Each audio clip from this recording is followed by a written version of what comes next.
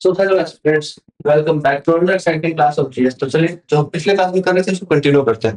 तो हम कहाँ पढ़ते हैं? फोर्स पढ़ते हैं। पिछले क्लास में हमने बेसिक बेसिक फोर्स की बातें सी जान चुके थे। उसके आगे मैथ पढ़ना है। फोर्स में हमने डिफरेंट डिफरेंट चीजें, फोर्स के टाइप जान गए थे, काइंड जान गए थे, और हम फर्स्ट लॉ ऑफ मोशन भी जान गए थे, जिसे हम क्या कहते थे? लॉ ऑफ इनर्शिया भी करते थे। आज हम क्या करेंगे? उसके लॉ फिर आगे बढ़ेंगे हम लोग। तो देखिए ये कैसे काम करता है। फोर्स के जब आप डिफरेंट फोर्स के डिफरेंट टाइप्स जान गए थे आप। अब फोर्स के देखिए, पिछले क्लास में आपकी मोशन वाले में आपने पढ़ा था law of equation, equation of motion. उसमें तीन इक्वेशन ऑफ मोशन पढ़े थे। अब फोर्स वाले में लॉ ऑफ मोशन पढ़ना है, तीन लॉ ऑफ मोशन। इसमें से हम पहला पढ़ चुके थे, law of motion, law of inertia. दूसरा हम आज पढ़ेंगे और तीसरा भी हम आज पढ़ेंगे। फिर तीसरा पढ़ने के बाद हम क्या जानेंगे? तीसरा पढ़ने के बाद हम क्या जानेंगे? इसके बाद हम आगे बढ़ेंगे फ्रिक्शन पे। आगे बढ़ेंगे फ्रिक्शन, आगे बढ़ेंगे फ्रिक्शन। फ्रिक्शन जानने के बाद हम क्या करेंगे? फ्रिक्शन और पार्ट जानने के बाद हम क्या करेंगे? इसमें फ्रिक्शन के टाइप है। फिर सर्कुलर फोर्स के बारे में जानेंगे, सर्कुलर फोर्स के बारे में जानेंगे। फ्रिक्शन जाने के बाद सर्कुलर फोर्स जानेंगे, उसके बाद हम जानेंगे momentum, law of conservation of momentum. Momentum क्या है? Law of conservation of momentum. और यहीं पे हम जानेंगे impulse, impulse.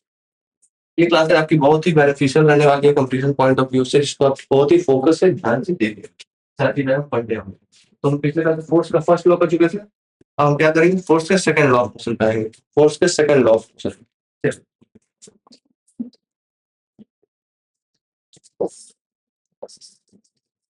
Second law of motion.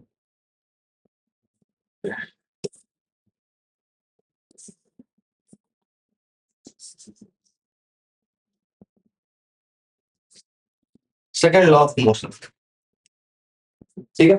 Second law of motion क्या है? तो उसको समझिए। फर्स्ट लॉ ऑफ मोशन क्या था? इनर्शिया का होता है। इनर्शिया के बारे में बता रहा था पहला लॉ। सेकंड लॉ क्या चीज के बारे में बताएगा, इसको हम डिस्कस करते हैं। सेकंड लॉ हमारा बताएगा फोर्स के बारे में। क्या था? ठीक है, जो हमने फोर्स पढ़ी थी पिछले क्लास, सबसे पहला पार्ट में फोर्स क्या होता है, फोर्स की डिफिनेशन आई थी ऐसे स्कूल में। आज हम जानेंगे वो कैसे आती है। तो सबसे पहले शुरू करते हैं इसी से कि what is force, second law of motion. तो सेकंड लॉ ऑफ मोशन क्या बनता है? Second law of motion state that force is directly proportional, directly proportional to the rate of change of momentum। अच्छा, एक नया टर्म आया ना आपके पास, सुनिए। एक नया टर्म आ गया आपके पास, मोमेंटम। अब मोमेंटम को थोड़ा समझ लेते हैं, मोमेंटम क्या होता है। चलिए इस बार फिर से देखेंगे ये बात। मोमेंटम, मोमेंटम क्या होता है? मोमेंटम को यही समझ लेते हैं। मोमेंटम बता क्या? मोमेंट,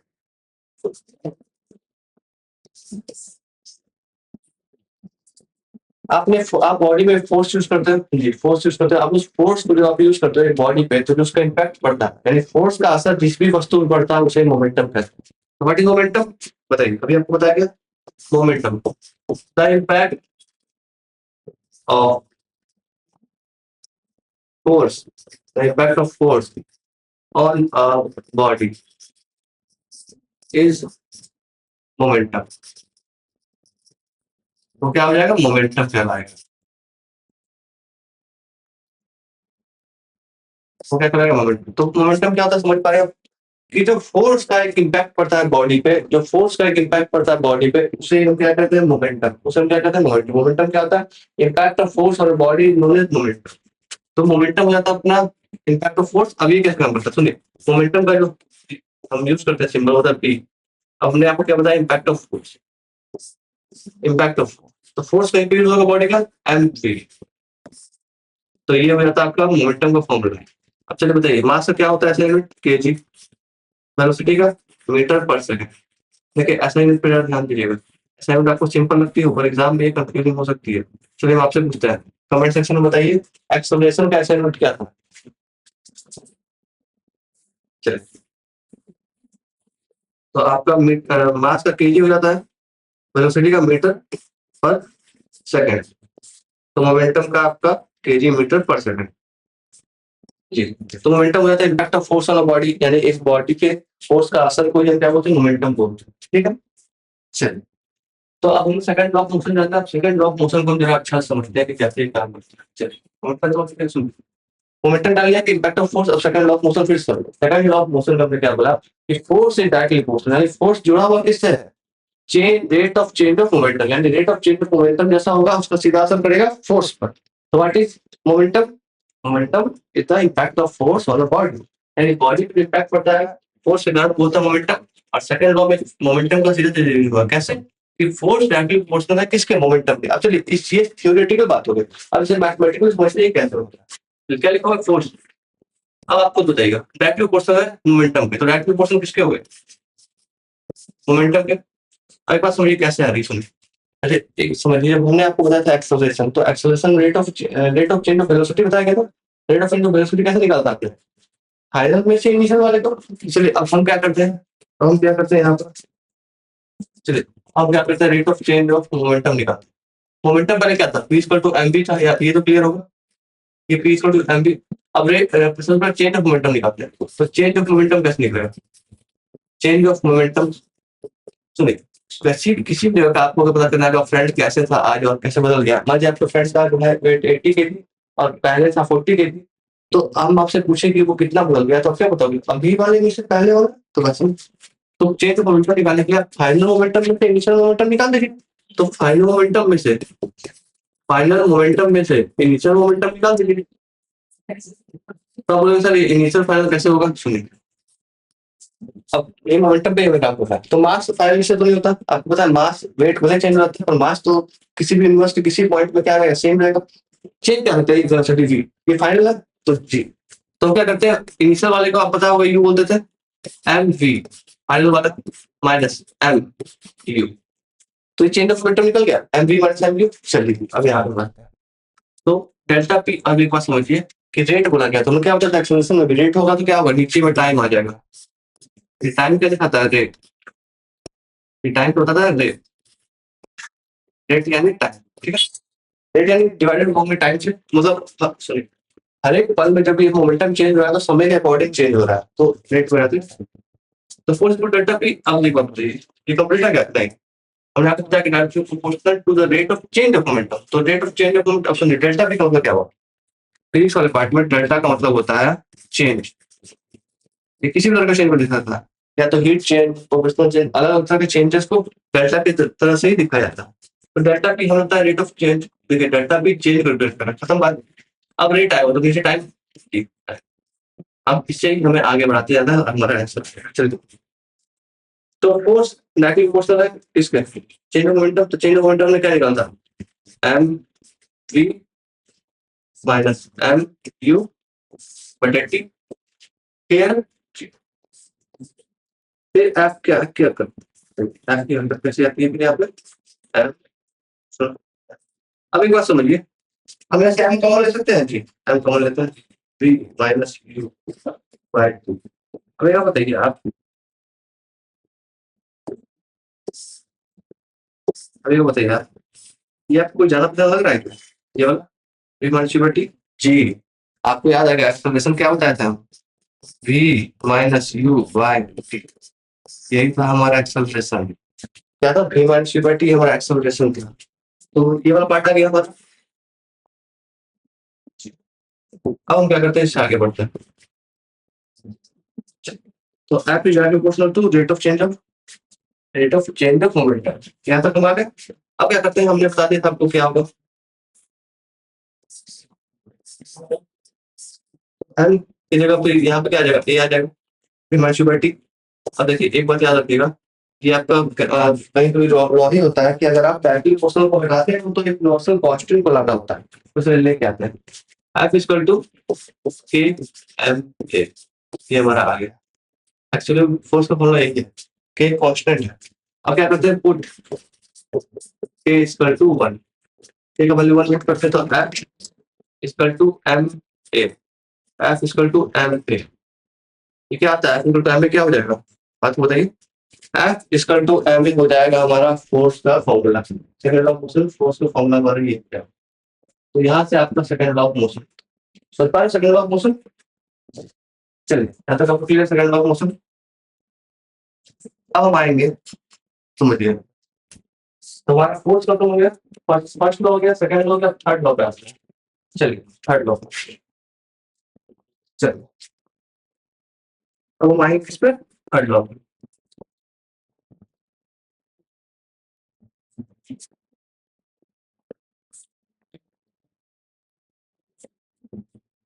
हमारा आ जाएगा थर्ड लॉ ऑफ न्यूटन। एक बात समझिए, इस लॉ के भी अलग नाम होंगे थोड़े। देखिए सेकंड वाला लॉ जो है वो फोर्स के बारे में बताता है, तो आपसे पूछेगा सेकंड कौन से लॉ आपको फोर्स के बारे में बताते हो, सेकंड लॉ ऑफ मोशन जी। थर्ड लॉ ऑफ मोशन के बारे में क्या होता है क्या, थर्ड लॉ ऑफ मोशन का एक और नाम है, थर्ड लॉ ऑफ मोशन का एक और नाम क्या होगा, एक्शन रिएक्शन। ये क्या होता है, एक्शन और आपका रिएक्शन करता है, यानी action reaction law, action reaction law, action reaction law. चलिए इसको आपको समझिए, ये एक्शन रिएक्शन लॉ क्या होता है, कैसे काम करता है, इसको समझते हैं। चलिए सुनिए, हमने आपको क्या बताया कि एक्शन रिएक्शन लॉ कैसे काम करता है। सुनिए, आपने कभी एक आप पॉइंट लीजिए और एक बॉल में फोर्स लगाइए, देखिए क्या दो चीजों में क्या क्या होगा, वो जो बॉल है वो हल्की सी डैमेज होगी और साथ साथ उसका बॉडी भी डैमेज होगा, समझ रहे हो। आप क्या करिए, आपने हाथों से किसी को हिट करी तो आपकी आपकी बॉडी को हिट लगेगा और सामने वाले बॉडी को भी हिट होगा, तो आप समझिए कैसे काम कर रहे हैं, ये कैसे हो रही है। तो हमारा एक्शन रिएक्शन लॉ बोलता है, हमारा एक्शन रिएक्शन लॉ बोलता है एवरी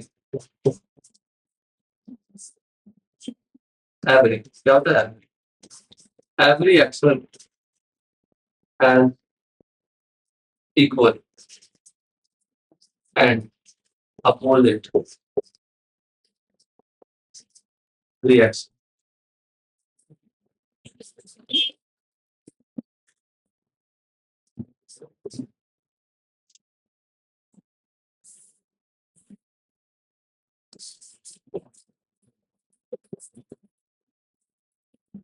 बात को समझिए, हमने आपको क्या बताया, देखिए रियल लाइफ में काम करता है, वही पढ़ाई से हटके गीता के बारे में समझिए कि आप जो हर एक कर्म करते हैं उसका फल आपको मिलेगा, हर बार थ्योरी भी काम करती है, जो भी आप सिंगल आप काम कर रहे हो वो क्या उसका फल आपको मिलेगा जी, तो ये कुछ ऐसा ही है। Every action has equal and opposite reaction, कि हर जो आप जो काम करते हैं उसका आपको बराबर ही फल मिलेगा ही मिलेगा, ये निश्चित है। ये सारी चीज बोलता है हमारी गीता होती है, हर एक कर्म का अपना एक फल उसका कर्मा काम करता है, ठीक है। चलिए यहाँ देखते हैं यहाँ पे कैसे काम करें कि एक्शन रिएक्शन लॉ कैसे काम करते हैं, हर एक्शन के पास इक्वल एंड अपोजिट रिएक्शन होगा, ठीक है। अब ये कैसे काम करता है समझिए इस बात को, दो तीन जगह पे मान लीजिए आप ये चक्कू पे, मान लीजिए आप आटम में, आप आटम में ठीक है, आप आटम में ये ऐसा कोई बॉडी है, ये बॉडी स्विम कर रहा है, तो ये हाथ पे मार रहा है, एक बार देखिए ये हाथ आगे की तरफ मार रहा है, ये हाथ आपको पीछे की तरफ मार रहा है, और ये मूव कैसे कर रहा है, आगे जी स्टैंड में आप ऐसे ही चलते होंगे। फिर एक बात समझिए, हमारा जो एक सबसे इंपॉर्टेंट पार्ट देखिए, हमारा जो रॉकेट लॉन्चर पैड होता है,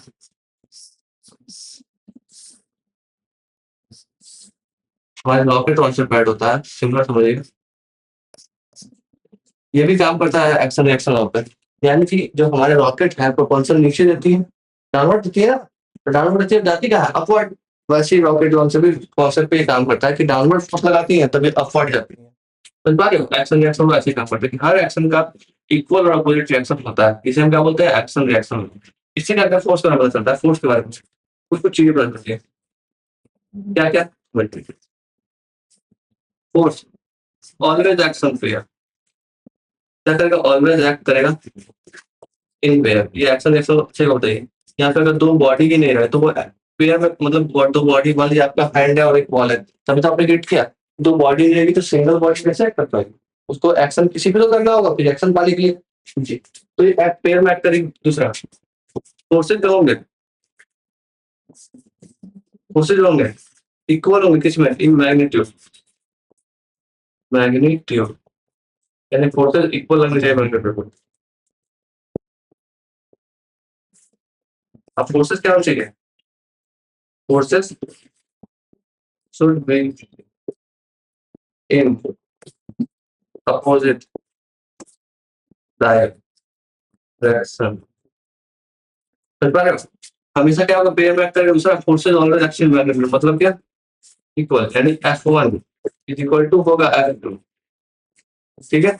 और अपोजिट डायरेक्शन मतलब सुनिए क्या होगा कि F1 ऐसा बॉडी है, इस डायरेक्शन में फोर्स लगा रहा है, तो F2 जो बॉडी है वो इस डायरेक्शन में फोर्स लगा रहा है, अपोजिट हुआ ना, एक फोर्स इधर एक फोर्स इधर, तो अपोजिट डायरेक्शन में आप अपोजिट डायरेक्शन में एक्ट करते हैं, इस फोर्स हमेशा पेयर में एक्ट करते हैं, फोर्सेस इक्वल इन मैग्नीट्यूड होते हैं, forces should be in opposite direction. तो अपोजिट डायरेक्शन में होता है थर्ड लॉ, क्या बोलता है, action reaction law. Action reaction law third law of motion clear होता है, थर्ड लॉ ऑफ मोशन। चलिए अब इसके बाद हम आते हैं एक और इंपॉर्टेंट पार्ट पे। देखो, पढ़ाई में कंसिस्टेंसी बना करके एंटरटेनमेंट मत खोजिए, और जो कंटेंट आपके आ रहा है उसके प्रॉपर नोट्स बनाइए, तभी आप जाके आप आगे बढ़ पाओगे, ठीक है। हम आएंगे इसके बाद इस इंपॉर्टेंट पॉइंट पे, जो होता है आपका फ्रिक्शन। आज सब की बहुत गलत चीज है कि टीचर इंटरटेनर हो गया, टीचर का काम पढ़ाना है। जी, खड़ा होकर यहाँ पे जोक मारने से अगर बच्चे हंस के अट्रैक्ट होता है तो उससे कंटेंट तो नहीं होता। आपको हमेशा फोकस क्या करना है कि आपका कंटेंट प्रॉपर हो जाए, तो आपको प्रॉपर मिलेगी, ठीक है। चल, तो फ्रिक्शन आपका यहाँ पे हो गया। अब फ्रिक्शन वाली बात क्या आगे समझिए, व्हाट इज फ्रिक्शन, अगर आपसे पूछे तो सुनिए।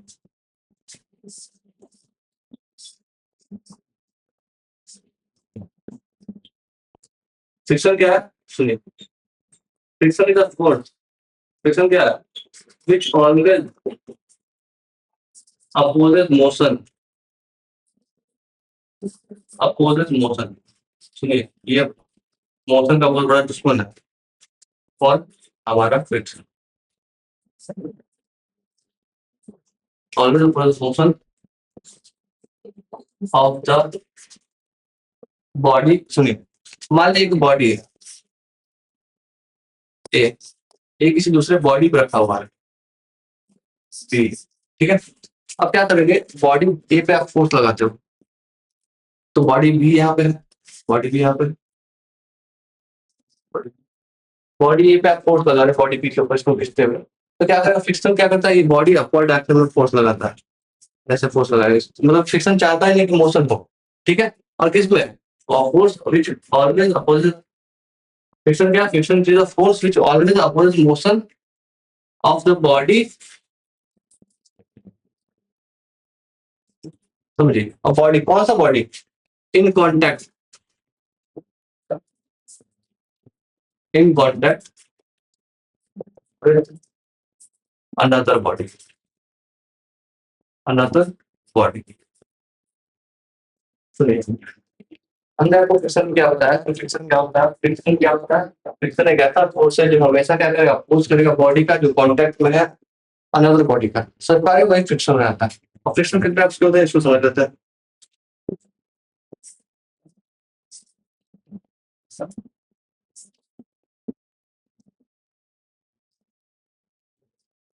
ठीक है, फ्रिक्शन दो तरह का होता है, एक आपका होता है स्लाइडिंग फ्रिक्शन,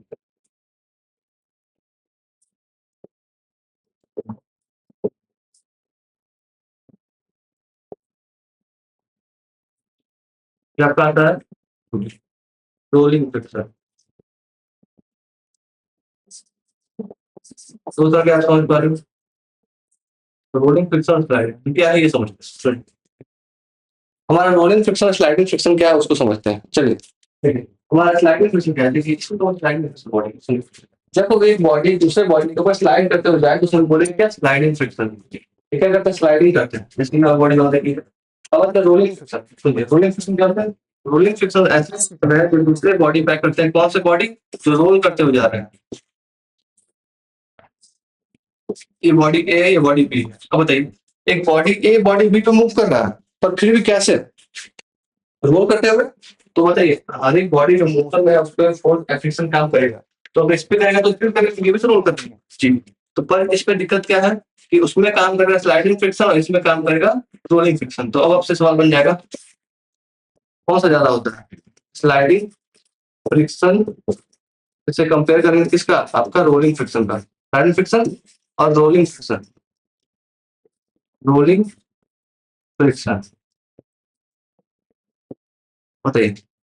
तो हमेशा आंसर ये होगा, sliding friction is greater than rolling friction. अब एक सवाल आपने किया, जब स्लाइडिंग फ्रिक्शन रोलिंग फ्रिक्शन ज्यादा है तो इसका मतलब क्या हुआ? स्लाइडिंग फ्रिक्शन ज्यादा है तो बॉडी आसानी से मूवमेंट करेगी स्लाइडिंग फ्रिक्शन की तरफ, क्योंकि स्लाइडिंग फ्रिक्शन ज्यादा है तो बॉडी मूवमेंट इजीली इस पे करेगी।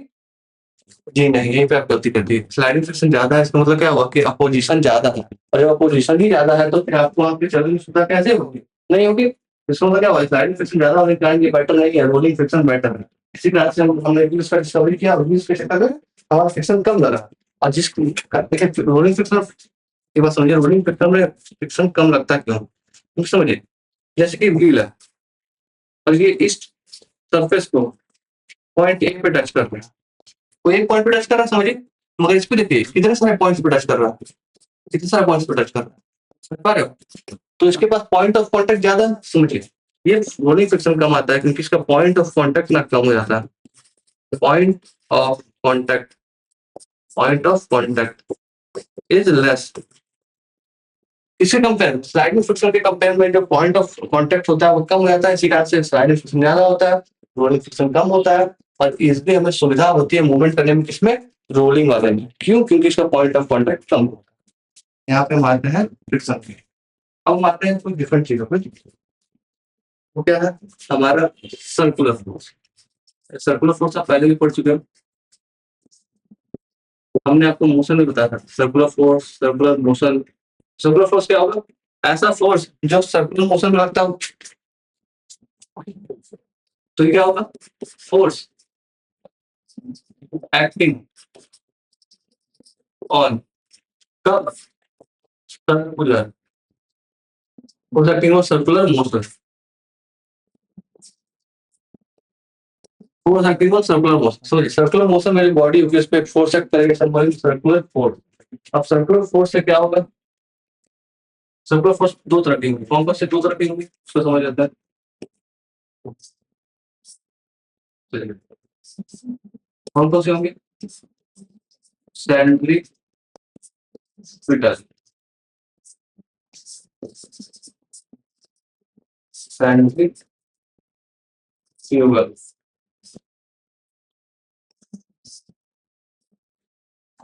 सेंट्रीपिटल और सेंट्रिक फ्यूगल, इसका मतलब क्या हो समझिए। सर्कुलर फोर्स हमारे यहाँ पे काम कर रहा है जो सर्कुलर बॉडी पे होगी, तो सेंट्रीपिटल क्या होगा सुनिए। एक सर्कुलर बॉडी काम कर रहा है, ऐसे सर्कुलर मोशन में बॉडी कर रहा है, तो क्या हो रहा है, तो फोर्सेज आपके इधर तरफ जाए आउटवर्ड, या फिर कहाँ हो जाए इनवर्ड। सुनिए, आपका सेंटर से बाहर की तरफ फोर्स जा रहा हो और सेंटर से अंदर की तरफ फोर्स आ रहा हो। सुनिए, तो सेंट्रीपिटल क्या होता है? Force acting inward. ये क्या होता है? फोर्स एक्टिंग इनवर्ड, यानी टुवर्ड सेंटर इनवर्ड। इनवर्ड में जो फोर्स एक्ट करेंगे, इनवर्ड में जो फोर्स, यानी टुवर्ड सेंटर, टुवर्ड सेंटर, उसे हम क्या बोलेंगे? Centripetal force. अब दूसरी तरफ आएंगे सेंट्रीफ्यूगल की तरफ, तो सेंट्रीफ्यूगल वाले में क्या समझते हैं? ये इनवर्ट कर रहा था तो ये आउटवर्ड कर रहा है, समझ पा रहे हैं? इनवर्ट कर रहा है, ये आउटवर्ड कर रहा है, तो force acting outward, force acting outward,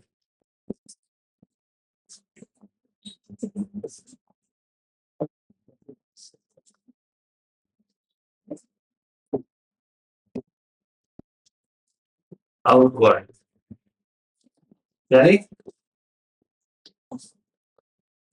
away from centre, away from centre, समझ पा रहे हो? यानी क्या करेगा, फोर्स जो होगा वो away from the centre, centre से अवे होगा, समझ पा रहे हो? सेंट्रीफ्यूगल वाला समझिए, आप वॉशिंग मशीन करते हो काम, वॉशिंग मशीन जी, वो क्या करता है आपका? वॉशिंग मशीन सेंट्रीफ्यूगल पर काम करता है, आप लट्टू यूज करते हो क्या आप पत्थर को घुमा रहे हो, ये सब सारे में क्या होता है? सेंट्रीफ्यूगल फोर्सेस, सेंट्रीफ्यूगल फोर्सेस यानी सर्कुलर फोर्स जो डिफरेंट बॉडी पे काम करते हैं, यहाँ से हमारे सर्कुलर फोर्सेस का काम होता है। देखिए, अभी तक चीजों में आप जान चुके हैं, हमारा फ्रिक्शन भी हो गया, हमारा सर्कुलर फोर्स भी हो गया। अब हम आते हैं इस पे इम्पल्स। इम्पल्स, इम्पल्स क्या होता है ये भी समझेंगे। चलिए, इम्पल्स क्या होता है? इम्पल्स समझ आते हैं?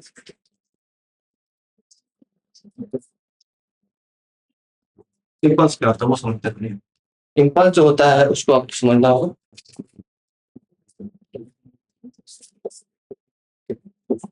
large force acting for shorter duration of time. Shorter duration of time.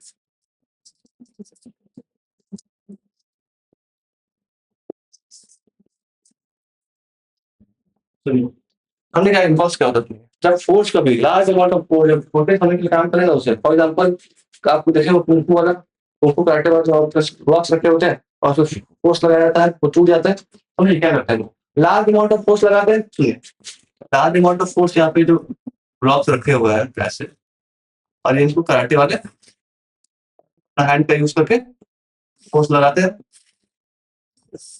ये body.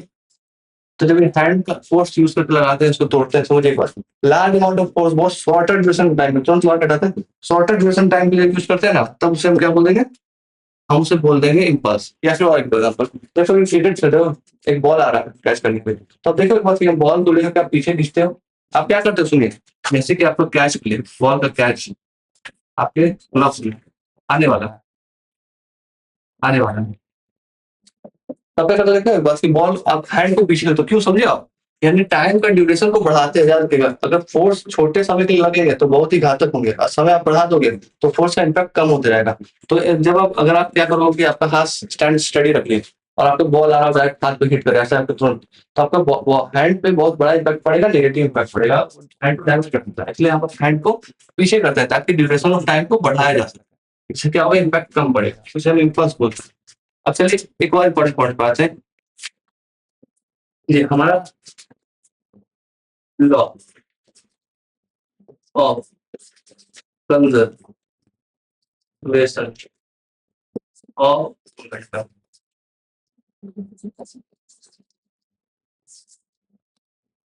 Law of conservation of momentum क्या कहता है? सुनिए, law of conservation of momentum ऐसा लॉ है जो मोमेंटम का कंजर्वेशन का बात बोलता है। क्या बोलता है? एक रिएक्शन से पहले और रिएक्शन के बाद जो मोमेंटम होगा वो रिएक्शन में कंजर्व रह जाएगा, यानी momentum remains conserved, momentum remains conserved, momentum remains conserved through out the, मतलब पूरे प्रोसेस के दौरान कंजर्व। आप कैसे, क्या सर बताइए, मैं समझ नहीं आता, चलिए समझते हैं। चलिए मान लीजिए कि ऐसे ये बॉल है, ठीक, और एक दूसरे बॉल है, ठीक है, ठीक है, ये M1 एक mass body one, mass body two, ये U1 से आ रहे थे ऐसे, बढ़िया U2 से बढ़िया आ रहे थे, दोनों में एक्सीडेंट हो गया, समझिए, दोनों बॉडी आए थे एक साथ में कोलाइड करेंगे, ये बॉडी यहाँ पे और ये बॉडी यहाँ पे आ रहा है, तो इस दोनों बॉडी क्या करते हैं, यहाँ पे कोलाइड कर जाते हैं जी। Mass one body, mass two body के इनिशियल मोमेंटम एंड मोमेंटम को समझते हैं। ये बॉडी यहाँ से आज कंजर्व हो गई। अब देखिए दूसरे केस, ये केस ए था, रिएक्शन से पहले, एक्सीडेंट से पहले, ठीक है। अब एक्सीडेंट के बाद क्या होगा, ये मास वन बॉडी है और ये मास टू बॉडी है, ये इधर से चला जाएगा V1 से और इधर से चला जाएगा V2 से, यानी कि इनिशियल वो वेलोसिटी से पहले आ रही थी, टकराने के बाद वेलोसिटी फाइनल हो गई और फिर डायरेक्शन बदल गई। इससे क्या हुआ, सुनिए,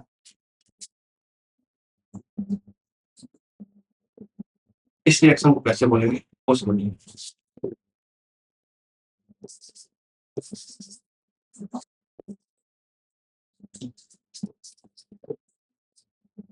समझ पा रहे हो इस रिएक्शन को? M1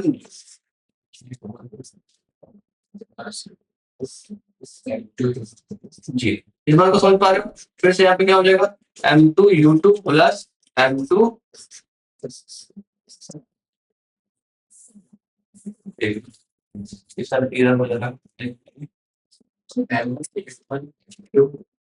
देखिएगा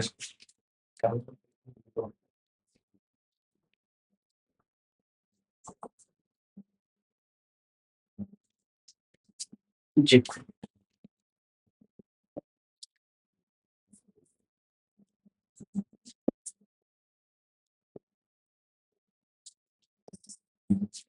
तो लॉ ऑफ कंजर्वेशन मोमेंटम में आप क्या समझ पा रहे हो कि एक रिएक्शन के दौरान बॉडी बॉडी का कोलिजन के दौरान मोमेंटम रिमेन्स रहता है कंजर्व इन कोलिजन, कोलिजन होगा उसमें मोमेंटम क्या होगा, कंजर्व रहेगा। कैसे, वो देखिए बॉडी पहले टकराई, टकराई आपकी बॉडी, टकराने के बाद यहाँ पे बॉडी का इफेक्ट क्या आता है वो उसको समझिएगा।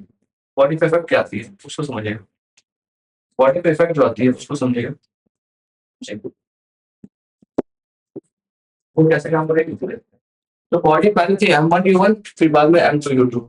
यहाँ पे रिएक्शन जो होगा वो कैसे काम करेगा।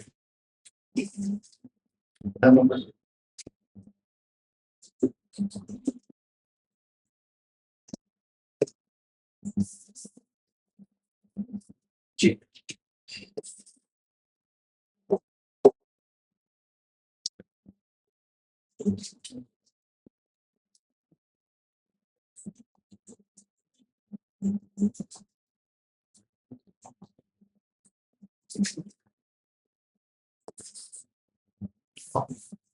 क्या लगेगा, कैसे रिएक्शन काम कर रहा है। तो यहाँ पे फोकस करिएगा कैसे था, मोमेंटम का कंजर्वेशन कैसे हो रहा है उसको समझते हैं। आप ऐसे याद रखिएगा W W, फिर क्या होगा M1U1 M2U2।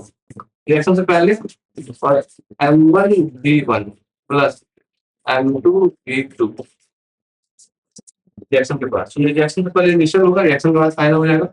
तो M1U1 प्लस M2V2 तीनों को रिएक्शन पर जोड़ेंगे तो फाइनली ये M1V1 प्लस M2V2 आएगा। अगर आप 9-10 क्लास में होते तो आपको इसका डेरिवेशन पता, क्योंकि यहाँ पे इसका इंपॉर्टेंस नहीं है, सिर्फ रिएक्शन याद रखिएगा। तो लॉ ऑफ कंजर्वेशन मोमेंटम के अकॉर्डिंग इक्वेशन में मोमेंटम जो होता है वो कंजर्व रहता है। इसका से रिएक्शन जो क्या आता है, कोलिजन से पहले ये होता है, कोलिजन के बाद ये हो जाता है। तो थ्रू आउट द कोलिजन ये क्या होता है, कंजर्व रहता है। इसे ये क्या कहते हैं, law of conservation of momentum. तो आज की क्लास में ये सारी बातें जान चुके हैं। फोर्स क्या होता है, फोर्स के तीन लॉ हमने जान लिया, फ्रिक्शन जान लिया आपने, उसके बाद हमने सर्कुलर फोर्स जाना, इसमें क्या आता है सेंट्रीपिटल और सेंट्रीफ्यूगल, और फिर लास्ट में जाना क्या, इम्पल्स के बाद law of conservation of momentum. जी ये बातें सारी क्लियर हो चुकी है आपकी कि फोर्स कैसे काम करता है, कैसे क्या होता है। यहाँ पे हमारा force and law of motion खत्म होता है। तो लाइक सब्सक्राइब करिए और शेयर भी करिए वीडियो को। Thanks for watching.